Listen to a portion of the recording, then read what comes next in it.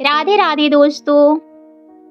पितृपक्ष आज से आरंभ हो रही है और ये विशेष तिथियां पितृपक्ष में जो है वो हमें जानकारी होनी चाहिए, जिसमें अपने पितरों की तृप्ति के लिए उनकी उनकी मन की आत्मा की शांति के लिए हम कुछ उपाय करके उन्हें उनकी आशीर्वाद पा सकते हैं। तो आइए जानते हैं कि हमें पितृपक्ष में क्या क्या करना चाहिए, जिससे हमारे पितर भी प्रसन्न रहे और वो अपनी आशीर्वाद हमारे ऊपर बनाए रखे। सालों भर उनका आशीर्वाद पाने के लिए हम कुछ विशेष उपाय कर सकते हैं।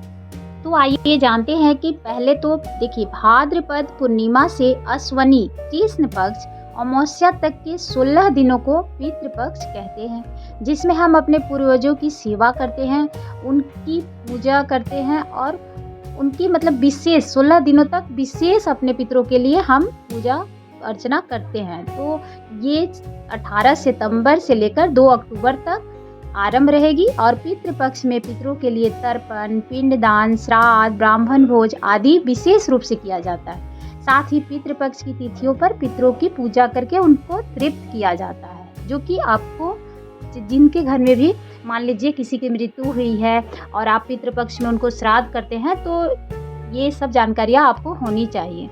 जिससे जैसे हिंदू धर्म में पितृपक्ष के दिनों में बहुत ही खास महत्व है। हमारे परिवार के जिन पूर्वजों को मान लीजिए देहांत हो चुका है, उन्हें हम पितर मानते हैं और उनकी मृत्यु के बाद जब व्यक्ति का जन्म नहीं होता है तो वो सूक्ष्म लोक में रहता है। फिर पितरों का आशीर्वाद सूक्ष्म लोक से ही परिवार वालों को मिलती है, जो कि पितृपक्ष में पितृ धरती पे आकर अपने लोगों को ध्यान देते हैं और उन्हें आशीर्वाद देकर उनकी समस्या दूर करते हैं।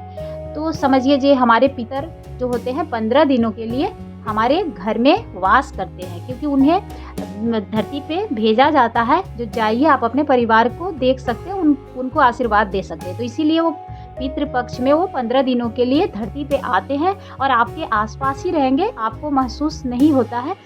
देखिए, इसीलिए इसमें कुछ कुछ विशेष कार्य आप कर सकते हैं। तो जैसे आप देखिए, आपके घर में किसी की मृत्यु हुई है तो आप उनका श्राद्ध तिथि जानते होंगे, तो उनके लिए आप श्राद्ध कर सकते हैं। और अगर मान लीजिए आप तिथियां नहीं जानते हैं, किसी की मृत्यु घर में हुई है, आपको उनकी तिथियां नहीं पता, तो आप अमावस्या के दिन उनकी पिंडदान या फिर तर्पण जो भी है कर सकते हैं। और मान लीजिए आपके घर में क्लेश बना रहता है और घर में झगड़ा होता है, चाहे बच्चे को पढ़ने में मन नहीं लग रहा है, हमेशा शांति नहीं रहती है, तो इससे भी पितृ का दोष ही मानते हैं, क्योंकि मान लीजिए आपके पितर प्रसन्न ही नहीं है तो आपके घर में ये सब छोटी छोटी समस्या आ रही है। तो इसके लिए आपको पितृपक्ष में कुछ विशेष उपाय करने की आवश्यकता है। तो जैसे आप शाम के टाइम तो आप अपने पितर के लिए, अगर आपके घर में मान लीजिए किसी को मृत्यु नहीं भी हुई है, और पहले तो जो भी पूर्वज तो होंगे ही, ऐसा तो नहीं है जे नहीं हुई है तो कभी नहीं हुई होगी, तो उनके लिए भी आप कर सकते हैं कि शाम के टाइम आप दहलीज पर अपने एक सरसों तेल का दीपक, जिसमें थोड़ा सा काला तिल और आप उसमें 2 लौंग डाल के भी आप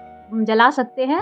दक्षिण मुँह करके जलाना है, और नहीं तो फिर आप शंकर भगवान के मंदिर में जाके जला सकते हैं, तो भी आपके घर में सुख शांति, उनका आशीर्वाद आ जाएगा।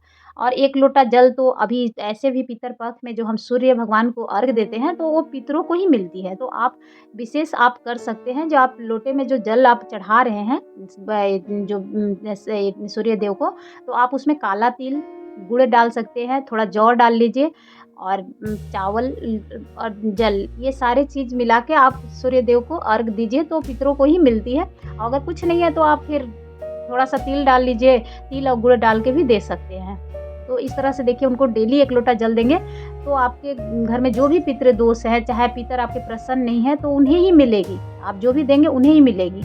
और ऐसा नहीं है जो कहते हैं जो पितर पक्ष में हम पूजा नहीं करते, आप तो इसमें भागवत का पाठ कर सकते हैं, हनुमान चालीसा पढ़ सकते हैं। ये सब पितरों की तृप्ति होती है। ये सब से वो पूरे मन से पूरे परिवार को सालों भर खुशहाली के लिए आशीर्वाद देकर जाते हैं। तो ये सब विशेष उपाय आपको करनी चाहिए, जो कि ज़रूर से ज़रूर करें।